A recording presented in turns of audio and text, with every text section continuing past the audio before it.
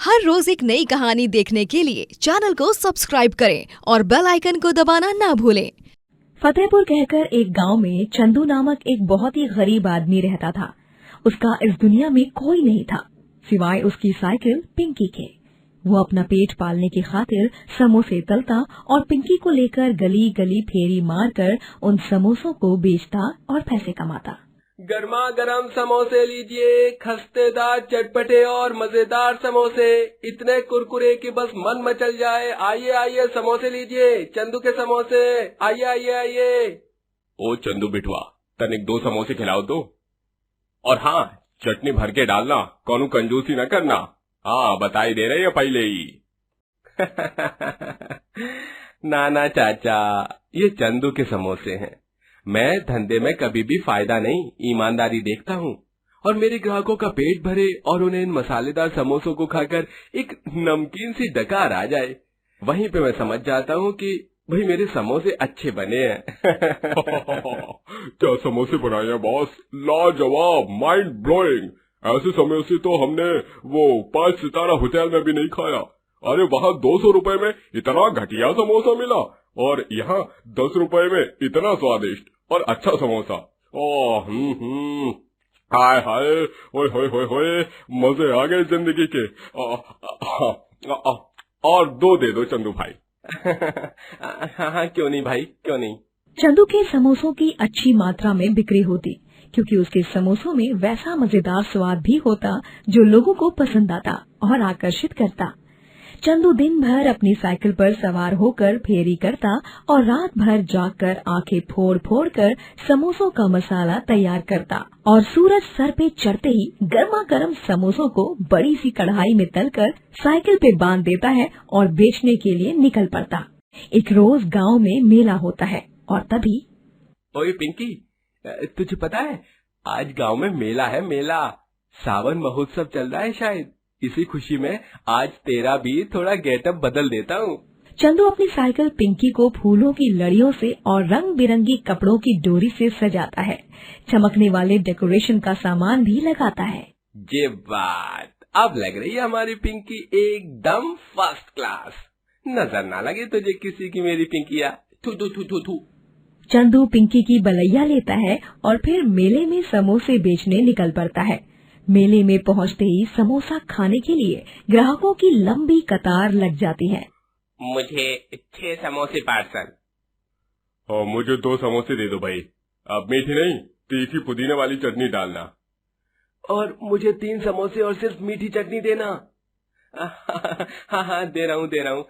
ये लो, ये आपका, ये आपका, और ये आपका। चंदू की मेले में ढेर सारी कमाई होती है। धीरे धीरे दिन ब दिन गाँव में चंदू अपने समोसों के लिए बहुत मशहूर होने लगता है। जिसे देखो बस चंदू के समोसों की ही प्रशंसा करता है और उसे ही खाता है। और युवक और नौजवान भी उसके वीडियो बनाते हैं और वो वायरल हो जाता है सोशल मीडिया पर। अरे ये देखो चंदू भैया, आप तो पूरे सोशल मीडिया पर छा गए। लाइक्स और कमेंट्स की तो बाढ़ आ गई है। देखिए देखिए। चंदू ये सब सुनकर एकदम से आश्चर्यचकित हो जाता है। अरे क्या बवाल कर रहे हो यार, दिखाओ तो हमें। अरे वाह, क्या बात है चंदू, तुम तो हीरो बन गए रातों रात। बहुत बढ़िया बिटवा। अब चंदू के समोसे खाने दूर दूर से लोग आते हैं, जिससे उस गांव में रह रहे समोसे और मिठाई बेचने वालों के पास ग्राहक कम आने लगे। वो सब चंदू की सफलता देख उस पर बहुत जलने लगते हैं और ईर्ष्या के प्रकोप में आकर चाल चलते हैं। सुनो, हम यूं हाथ पे हाथ धरे नहीं बैठ सकते। हमारी रोजी रोटी पर लात मारने निकला है ये कल मुहा चंदू। इसके काम की तो बैंड बजानी होगी, वो भी हर हाल में। गांव में ऐसी किसी भी जगह पर कहीं भी खड़े रहकर फेरी वाले अपना सामान नहीं बेच सकते, इसीलिए अपनी साइकिल पिंकी पर सवार होकर समोसे बेचता है। लेकिन जब इसकी साइकिल ही नहीं बचेगी तब ये कहाँ जाकर समोसे बेचेगा? हवा में है? दे ताली। हाँ, प्लान गजब है। दोनों जल्लुकड़े आदमी रात में चंदू के घर के बाहर खड़ी साइकिल पिंकी को तोड़ फोड़ कर तहस नहस कर देते हैं और वहाँ से भाग जाते हैं। अगली सुबह जब चंदू उठता है और ये सब देखता है तब उसके पैरों तले जमीन खिसक जाती है। हे गंगा मैया, ये क्या हो गया मेरी पिंकी को? लगता है किसी गुंडे मवाली लोफर का ही काम है ये। हमने तय किया था कि हम अपनी पिंकिया को घर के अंदर रख लेंगे, न कि इस ठंड में बाहर रखेंगे। लेकिन अब पछताए होत का, आज अब चिड़िया चुग गई खेत। अब मैं समोसे बेचने कैसे जाऊं, कहाँ जाऊं? गांव में फेरी वालों को एक जगह पर रहकर सामान बेचने पर मनाही है। चंदू बहुत चिंताग्रस्त हो जाता है। उसे कुछ समझ नहीं आता कि क्या करूं और क्या नहीं। वो हर गली, हर मोहल्ले, चौक चौराहे पे और नुक्कड़ पे जाकर समोसे बेचता है, लेकिन उतना नहीं चल पाता जितना कि वो रोज अपनी साइकिल पिंकी के जरिए दूर जा पाता।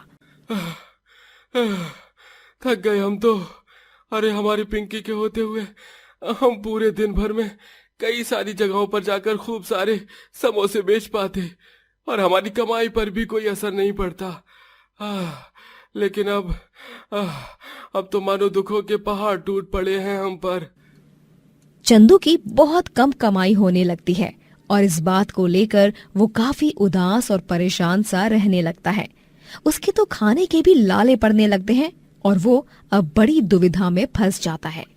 एक दिन वो एक पेड़ के नीचे सर पर हाथ रखे बैठा हुआ होता है और तब अचानक वहां से एक गाड़ी गुजर रही होती है, जिसमें भोपू में एक आदमी कोई घोषणा कर रहा होता है।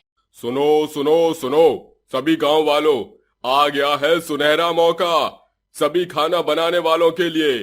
गांव में आयोजित की जाने वाली है एक ऐसी प्रतियोगिता जिसमें आप चटपटी डिश और स्वादिष्ट व्यंजन पकाओगे। सबसे अच्छे और मजेदार पकवान बनाने वाले को मिलेंगे पूरे 7 लाख रुपए, वो भी इनाम के तौर पर। ये सुनकर चंदू खुशी से चमक उठता है और अपने आप से बोलता है, अरे वाह, ये तो वाकई में एक सुनहरा मौका ही है। मैं भी इस प्रतियोगिता में भाग लूंगा और समोसे बनाऊंगा। अब जीतना और हारना तो गंगा मैया के हाथों में है, लेकिन मैं तो पूरी मेहनत और लगन से प्रतियोगिता में भाग लूंगा। चंदू उस प्रतियोगिता में भाग लेता है और मजेदार और स्वादिष्ट समोसे बनाता है, जिन्हें चखकर जज खुशी से झूम उठते हैं और चंदू को ही विजेता घोषित करते हैं। और हमारे इस प्रतियोगिता के विजेता है चंदू समोसे वाला। तालियां तालियां। हर तरफ तालियों की गूंज सुनाई पड़ती है और चंदू को पूरे 7 लाख का इनाम दिया जाता है। वो सबसे पहले बहुत सारे पैसे भरकर अपनी टूटी हुई साइकिल पिंकी की बहाली करवाता है और उसे फिर से नई नवेली बना देता है और अपने लिए एक बड़ा घर भी बनवाता है और गरीब लोगों की मदद करता है और बेसहारा जानवरों को खाना और रहने की जगह देकर उनकी देखभाल भी करता है। बलवंत एक गरीब आदमी था। वो हरपालगंज नामक एक गांव में अपनी बीवी उर्मिला और माता पिता शकुंतला और सुरेंद्र संग रहता था। उर्मिला गर्भवती थी और उसके 9 महीने पूरे हो जाते हैं और उसे हॉस्पिटल ले जाया जाता है। डिलीवरी हो जाती है और डॉक्टर हॉस्पिटल रूम से बाहर आते हैं और कहते हैं, बधाई हो, बेटी हुई है। आपके घर लक्ष्मी आई है। क्या सच में? अरे धन्यवाद डॉक्टर जी, बहुत बहुत धन्यवाद। हम क्या हमारी बच्ची को देख सकते हैं?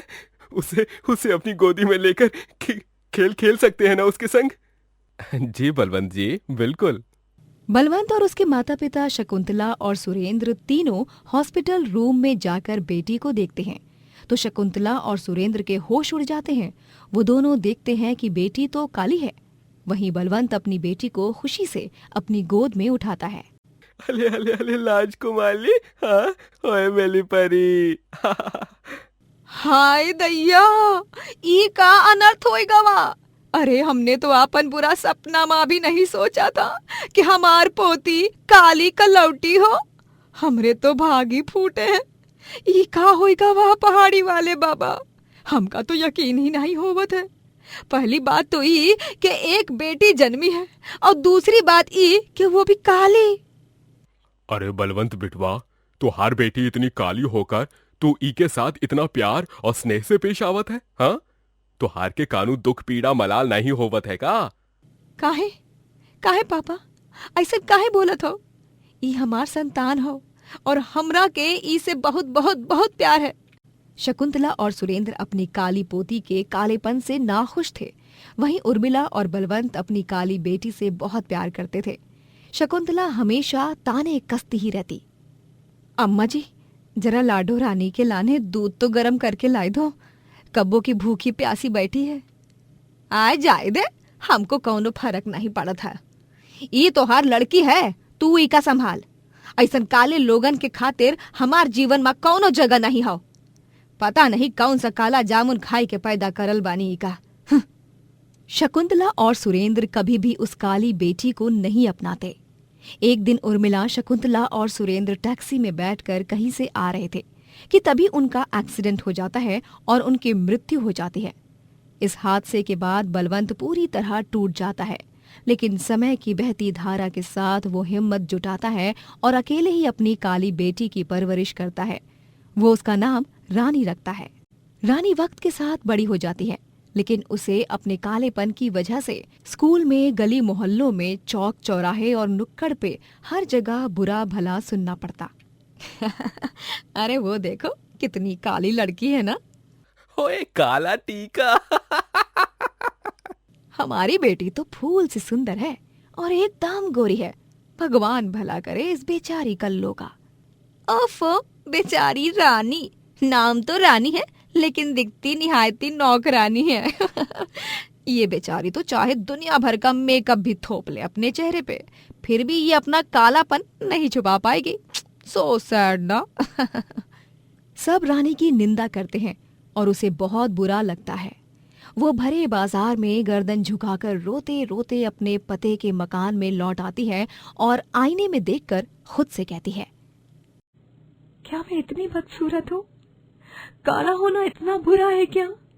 मैंने तो ना कोई चोरी की, ना कोई गलत काम किया, ना किसी को परेशान किया, फिर भी सब मुझे इतना चिढ़ाते हैं और बुरा बुरा बोलते हैं, इसलिए क्योंकि मैं काली हूँ। तभी वहाँ पे बलवंत आ जाता है और वो रानी से कहता है, पापा, क्या मैं इतनी बुरी हूँ? सब मुझे गंदा गंदा बोलते हैं, कोई मेरे साथ दोस्ती नहीं करना चाहता, सब गोरे हैं और मैं काली हूँ। ऐसा क्यों पापा? नहीं बेटा, आपसे ये सभी लोग जलते हैं, कुड़ते हैं, इसलिए ऐसा कह रहे हैं। इन्हें आप नापसंद हो ना, इसलिए हमेशा मेरी बात को ध्यान में रखना। इंसान की बाहरी सुंदरता मायने नहीं रखती, वो अंदर से कितना अच्छा है, मन से कितना प्यारा है, ये मायने रखता है। बलवंत रानी को जैसे तैसे समझाता है। बलवंत एक दिन रानी को अपने मालिक के बंगले में ले जाता है, जहाँ पर वो नौकर के तौर पर काम करता है। वाह पापा, इतना बड़ा मकान!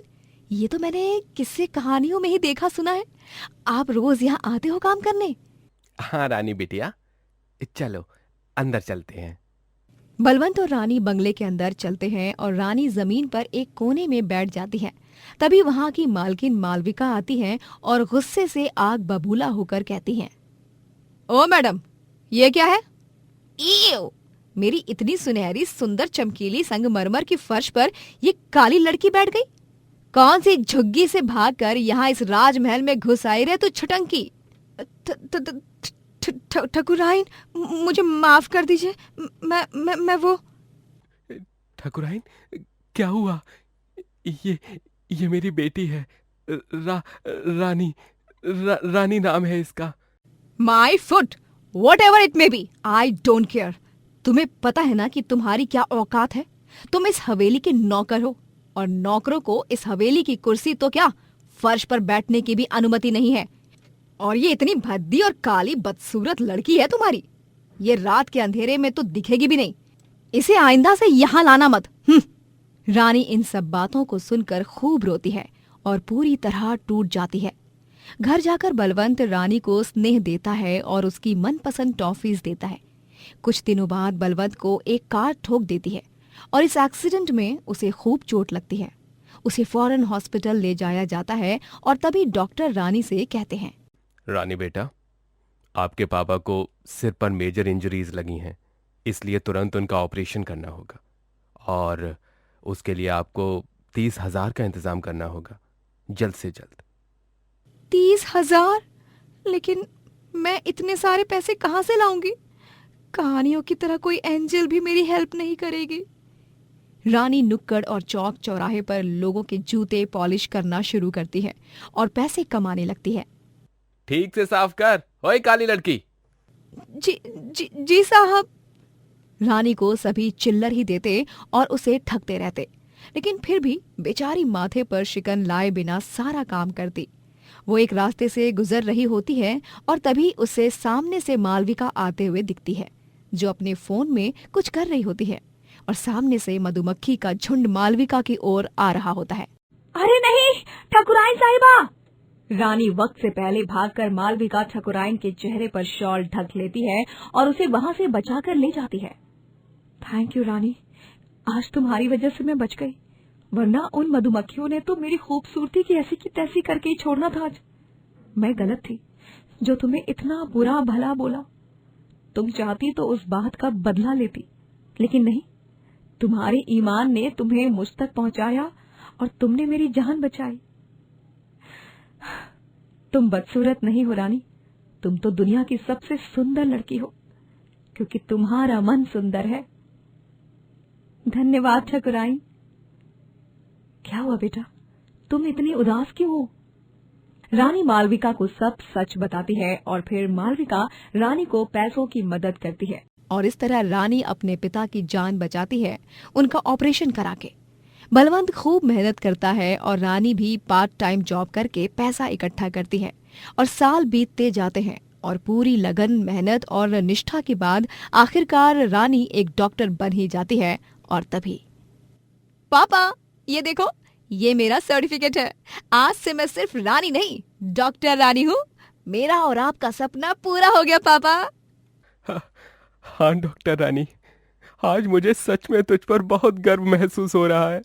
हमारा जीवन काफी संघर्षों से भरा रहा, लेकिन तूने हर मुसीबत को मात दी। फिर चाहे वो गरीबी हो या तुझे अपने कालेपन की वजह से मिलने वाला दर्द, तू तो हीरोइन है, हीरोइन। बलवंत और रानी एक दूसरे के गले लगते हैं और इस तरह एक गरीब बाप की काली बेटी ने ये सिद्ध कर ही दिया कि रंग चाहे काला हो या गोरा, हालात चाहे अमीरों वाले हो या गरीबों वाले, जहाँ चाह है वही राह है। ये कहानी है 3 बहुएं कालिंदी, अक्षरा, लावण्या और उनकी 2 सास सरोज और इंदुमती की। बृजमोहन ने सबसे पहले इंदुमती से शादी की थी, लेकिन शादी के बाद पता चला कि इंदुमती बांझ है। तब उसने दूसरी शादी करने का फैसला लिया और उसने सरोज से शादी की और उससे 3 बेटे हुए। कुछ सालों बाद बृजमोहन चल बसा। अब देखते हैं क्या होता है जब 3 बहुएं और 2 सास एक ही छत के नीचे रहती हैं। तब क्या क्या बवाल होता है। ओ त्रिमूर्ति बहुओं, अरे कहाँ मर गए? कब से बुला रहे हैं हम। कानपुर में हड़ताल मच गई है क्या तुम तीनों के? अरे सोई होंगी है, गहरी नींद में, और का आवत है इन तीनों को। हाँ, तभी तीनों बहुएं वहां हाजिर हो जाती हैं। इंदु माँ जी, काहे को खाली फोकट में कुछ भी बोल रही हो?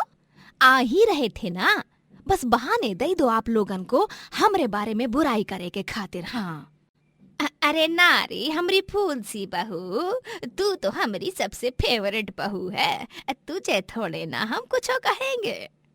आप दोनों का भारत मिलाप हुआ हो तो आप दोनों सासू माई बताएंगे कि क्यों भोपू की तरह बजे जा रही थी आप दोनों इतनी सुबह सुबह? हाँ वही तो।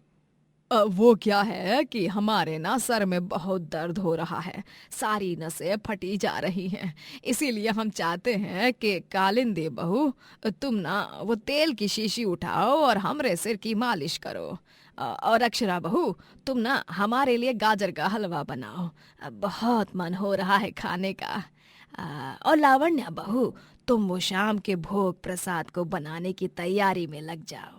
ठीक है सरोज माँ जी। 1 मिनट, का ठीक है? हाँ, का ठीक है? अरे ओ सरोज मैडम, ये तीनों तुम्हारी ही नहीं, हमारी भी बहुएं हैं। हाँ, और ये तीनों वही करेंगी जो हम कहेंगे। का बहुओं? ओ इंदुमती, याददाश्त उम्र के साथ कमजोर हो जा रही है तुम्हारी। अरे भूलो मत, बृजमोहन जी ने हमसे शादी की थी क्योंकि तुम बांझ थी, और इन तीनों के पति हमारे बेटे हैं। 9 महीने हमने उन्हें अपनी कोख में पाला है, हम उनकी देवकी माँ हैं, तुम तो उनकी यशोदा माँ ही ठहरी। तो जब ये तीनों हमारे बेटों की बीवियां हैं तो इन तीनों पर तुमसे ज्यादा हमारा हक है। हाँ, बस फिर क्या होना था, इसी बात पर दोनों सासों में कहासुनी शुरू हो जाती है। तुम्हारी इतनी मजाल। अरे ब्रिजमोहन जी ने तो हमसे ही प्यार किया था, उनकी पहली बीवी हम हैं और इन तीनों बहुओं पर भी पहला हक हमरा ही होगा। हाँ। नहीं, ये तीनों मेरा कहा गया काम करेंगी। नहीं, अक्षरा बहू जाओ बम ले आओ। बम? लेकिन इंदु माँ जी, बम क्यों? कहाँ फोड़ना है? अरे बम, वो मालिश वाला। ओ बम, ओके। ज्यादा खी खी खी खी खू खू खू मत करो, हमरे घुटनों की मालिश करो। हाँ, और तुम कालिंदी बहू जाकर प्याज के पकौड़े तलो, और लावण्या बहू तुम हमरे कमरे की अलमारी को साफ करो, धूल बहुत जम गई है उमा। उका है, फिर चूहा लोगन आके अपन डेरा जमाएंगे और हमरे महंगे महंगे सुंदर सुंदर कपड़े और बाकी का कीमती सामान खराब हो जाएगा। हमने कह दिया ना, ये तीनों बहुएं मेरी ही सुनेंगी। तभी परेशान होकर तीनों बहुएं एक ही बार में चिल्लाती हैं, बस बस बस। सरोज माँ जी, इंदु माँ जी, कितना लड़ेंगी आप हम तीनों के लिए? वही तो, हमरे तो कान के पर्दे फट गए भैया। भूलिए मत, हम तीनों भी आप ही की बहुएं हैं, और आप दोनों के जो भी काम हैं हम तीनों आपस में मिल बांट कर उन कामों को पूरा कर लेंगे। एकदम 100% सही कह रही है जिज्जी। फिर तीनों बहुएं मिलकर दोनों सास का काम करती हैं। रात में पूरा परिवार जब साथ में खाने की मेज पर खाना खा रहा होता है, तभी कालिंदी का पति मोहित, अक्षरा का पति ओंकार और लावण्या का पति चंदन भी मौजूद होते हैं। और हमारे तीनों लल्ला कैसे हैं? कारोबार कैसा चल रहा है? आपके तीनों लल्ला एकदम लल्लन टॉप है सरोज माँ, और कारोबार भी एकदम फर्स्ट क्लास चल रहा है। और ये सब आप दोनों माओं के पवित्र आशीर्वाद के कारण ही है। चलो, ये तो बहुत ही ज्यादा अच्छी खबर सुनने को मिली है, मन को राहत मिल गई। जय सिया राम। सरोज और इंदुमती दोनों भी बेटों के सामने शांत रहती, लेकिन वो अपनी लड़ाइयाँ और झगड़ों से बाज नहीं आती। वो दोनों रोजाना लड़ाई करके अपनी तीनों बहुओं का जीना दुश्वार कर देती हैं। हमने कह दिया तो कह दिया, आज खाने में बैंगन का भरता ही बनेगा, और तुम तीनों को हमारी बात ही माननी होगी आज। नहीं, आज खाने में कढ़ाई पनीर बनेगा। हमारे तीनों बेटों को पनीर बहुत पसंद है। तुम तो ऐसे कह रही हो जैसे कि वो तीनों तुम्हारे बेटे ही हैं, और हमरे क्या, हमरे दुश्मन? हाँ, तुम तो एक नंबर की नासपीटी हो। हाँ, नासपीटी होगी तुम। बहुओं जाओ, हमने फ्रिज में पनीर काट के रख दिया है, जाकर बढ़िया सा कढ़ाई पनीर बनाओ और अपने पतियों का दिल जीत लो। और हाँ, मक्खन डालते वक्त कोई आनाकानी मत करना, मेरे तीनों लड्डू गोपाल को मक्खन बहुत पसंद है। लेकिन हमारी बात तो सुनो इंदु माँ जी, अब बहस का है? हम तीनों के पति देवन को पनीर ही पसंद है, तो बना देते हैं ना वही। काहे को इतनी सी बात का इतना बड़ा बतंगड़? हाँ। तीनों बहुएं इंदुमती को चुप कराती हैं और कढ़ाई पनीर ही बनाती हैं। दोनों सास में रोज का युद्ध तो जारी रहता है, लेकिन एक दिन तो पानी सर के ऊपर चला जाता है। मोहल्ले की विमला काकी के बेटे गिरीश की शादी होती है और उसमें जाने के लिए दोनों सास सुंदर से तैयार हो जाती हैं। वो दोनों तीनों बहुओं के पीछे हाथ धोकर पड़ जाती हैं और कहती हैं, अक्षरा बहू, लावण्या बहू, कालिंदी बहू, तुम तीनों मुझे तैयार कर दोगी? वो दिवाली के दिन जैसे तुम तीनों सजी थी, क्या मेकअप लगाया था, आहा, वैसे ही कर दो ना मेरा भी मेकअप। और हाँ अक्षरा बहू, तुम ना मेरे बालों को भी वो क्या कहते हैं, हाँ, बालों को स्टाइल कर देना, एकदम पुराने जमाने की हीरोइन सामान लगने चाहिए हम। आहा, सबकी नजर सिर्फ हम पर ही छाई होनी चाहिए। इतने में इंदुमती वहाँ आ जाती है और वो चिल्लाती है, एक मिनट, ये तीनों तुम्हारा नहीं हमारा मेकअप करेंगी। हाँ, बहुत हुआ तुम्हारा सरोज, ये तीनों हमारे बहुएं हैं, हमारा कह नहीं मानेंगी। बहुओं, तुम तीनों से हम कह रहे हैं ना, आज तुम तीनों ना नुकुर नहीं कर सकती। हाँ, तुम तीनों को हमारा मेकअप करना ही होगा, वो भी हर हाल माँ। लेकिन इंदु माँ जी, लेकिन वेकिन गया तेल लेने, हमका नहीं पता।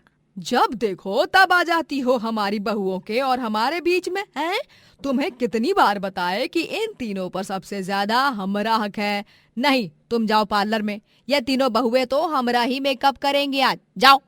नहीं, तुम जाओ, हम काहे जाएं?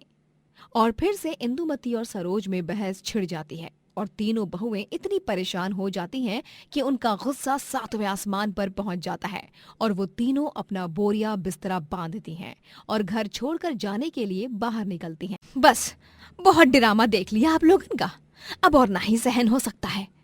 हाँ, इसीलिए हम तीनों घर छोड़ के जा रहे हैं। अपने पतियों से जुदाई मंजूर है, लेकिन आप दोनों जैसी सास के साथ रहना, वो भी एक छत के नीचे, कतई मंजूर नहीं। हाँ, चलो निकलते हैं। तीनों बहुएं घर छोड़कर निकल ही रही होती हैं कि उतने में सरोज और इंदुमती उन्हें रोक लेती है। रुक जाओ बहू, रुक जाओ, हमें माफ कर दो। हम दोनों आपस में नहीं लड़ेंगे आइंदा से। हाँ बहुरियों, हमका माफ कर दो, हम फिर कब्बो कब्बो कब्बो कब्बो नहीं करेंगे ऐसा। सरोज और हम सौतन नहीं, सहेली की तरह रहेंगे, राम जी की सौगंध। हाँ। दोनों सास की बिनती को सुनकर तीनों बहुएं मान जाती हैं और फिर से घर में रुक जाती हैं और आगे से सरोज और इंदुमती झगड़े करना बिल्कुल ही बंद कर देती हैं और सब खुशी खुशी साथ रहते हैं। दोस्तों, अगर आपको ये कहानी पसंद आई तो लाइक करें, शेयर करें और कमेंट करके बताएं कि कहानी में आपको सबसे अच्छा क्या लगा।